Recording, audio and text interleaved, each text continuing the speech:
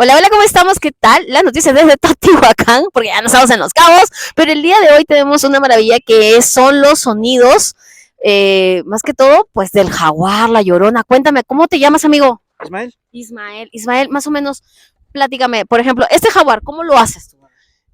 lleva una elaboración un poquito compleja porque son diferentes piezas. Va desde una vasija, que es la que permite hacer el sonido, al resto de la figura para hacer la regulación del mismo sonido. Dale. Más aparte, el decorado que le damos Qué para que luzca bonito distinto. está el decorado, ¿ya lo viste? Uf. Ajá, hay diferentes estilos, hay diferentes modelos, cada uno tiene diferente sonido en cuestión de estas piezas. Claro, a ver, dale una demostración ahí, tú ¿Sí? también te lo sabes. Por ejemplo, este sería el jaguar.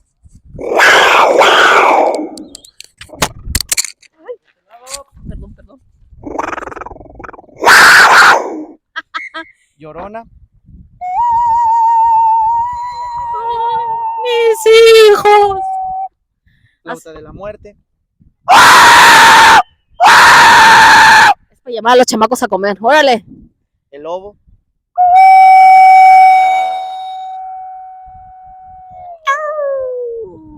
En cuestión de sonidos de aves, manejo 4 distintos, que es el búho, Ah, qué chingón. el águila, el colibrí Hasta y me dan el ganas de bailar. cenzontle. ¿Sexoncle? Cenzontle. Sexoncle. Ajá, el ave de las 1000 voces. No manches, qué creativo eres. ¿Y tú en la noche en qué te conviertes?